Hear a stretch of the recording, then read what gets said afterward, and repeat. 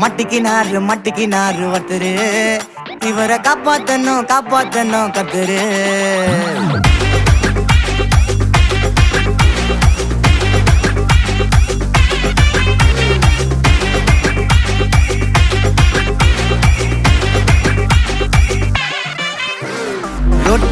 ரொட்டு கடை குருமா திரும்பி உனக்கு வந்து அச்சுது பாரு கருமா வாஷிங் பவுடர் நிறுமா கொஞ்சம் வாய சுவையும் பொத்துக்கிட்டு இருமா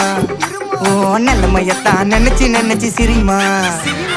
தக்காளி பிசிக்கி தொட்டு